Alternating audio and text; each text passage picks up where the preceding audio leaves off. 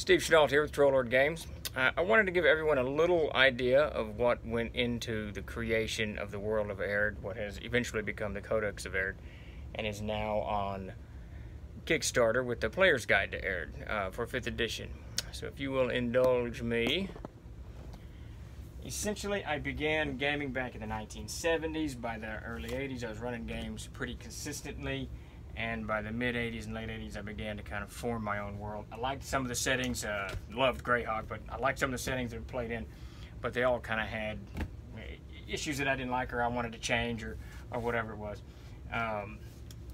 So I began to kind of develop them. This is what's called, or develop my own rather, this is what's called the Red Book, and in the Red Book are the beginning notes of all of the early creation. Most of it's done through characters. As we created characters, I would write backgrounds for them, or the players would write backgrounds for them, and then we'd kind of flesh that out. And I would take it and kind of flesh the countries out, and the cultures out, and the religions out. And it all began to slowly kind of form and develop over time throughout the late 80s and into the early 90s. As you can see, I was a huge fan of AD&D and loved me some Village of Hamlet. But in the Red Book, you've got all kinds of the history beginning to develop. You can kind of see, I don't know if you can make that, you can't really with the light, but anyways, timelines and histories of countries and villages and peoples and rulers and whatnot. There's also the nascent beginnings of NPCs, rulers, things like that are kind of popping out. So we played that for quite a while. And then I joined the Army. Now, when I was in the Army, I stopped playing mostly. I gamed some, but not a huge amount whenever I could. But what I did do is write a novel called The Voiceless Song, and in that became this, the idea of the Winter Dark and Unklar and this kind of interregnum period in our campaign. And then when I got out of the Army, we picked it back up. Now, this is what's called the Gray Book, and this is the notes of the 10 years or 12 years of campaigns that we ran. And it's just absolutely chock full of everything from the prophecies of the Winter Dark to here's Darkness himself, Unklar himself as the god is statted out, Wizard's Council, the Council of Light, and each section of this is broken down with the major characters that we're playing and all the histories that went into it. This too is just this folder after folder after folder of stuff.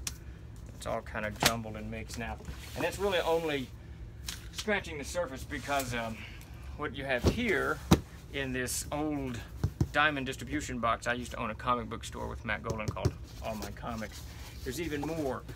It's just mountains and mountains of material. This is so this is going to be okay. So this is the later period. This is after, and this is late 90s, where just everything's beginning to really take shape. The history of the world, the mythology of the world, all of that stuff is in. That was never given an official title like the Black Book, but there it is. This thing is character histories that are, of course, involved with the cultures and the religions, the mythos that bound around them. And I'm not going to go through each of them, but you get the idea. These are all just notes on the world of Aihrde, pile after pile after pile of notes. And at this point, by the time I'm writing this stuff, most of it didn't have a word processor for a lot of it. Most of it is just hand scribbled notes about this forest is this is what lives in this forest or this mountain pass, and this riddle and that song and all of this business. So the first thing we published in 2000 for Aihrde, we released, I condensed all of this material that you're seeing into the After Winter Dark, a fantasy campaign setting. It sold very, very, very well, was very, very well received. So I spent the better part of 18 months and took even more of this material and put more of this material into the Codex of Aihrde.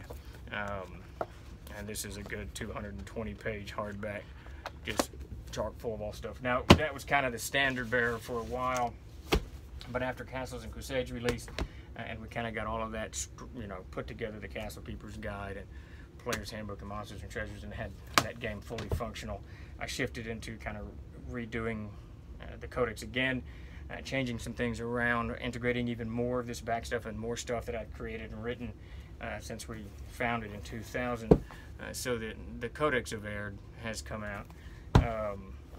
it of course has, I think you can't see it, but it's got a full map inside it. I can get this open easy. Yeah, so at any rate, so you can, these are the lands of Ursul. So that there. We've created a monster book, of course, Monsters and Treasures of Aihrde. Player's Guide to Aihrde is what is on Kickstarter right now for 5th edition. This is the CNC version. Yeah, just all kinds of stuff, all kinds of pretty, just a mountain of material, and there's still a mountain of material I'd like to bring out for the world of Aihrde. But this gives you just kind of a very brief overview and idea of where all of this came from. Creation started in probably 86, 87, something like that. Really picked up speed when I was in the Army, and then as I integrated that novel that I wrote, The Voiceless Song, I integrated that. It's actually the genesis of Unklar, the Winterdark, and all of that stuff. I integrated that into the world setting, and then by the 90s, I'm just kind of really fleshing it out, both as we game and just on my own, to start writing little fiction pieces, short stories, and stuff like that. For heroes in the world and NPCs and all, whatever have you. So at any rate, that's the very, very brief, and longer than I needed to be, but brief history of the creation of the world of Aihrde.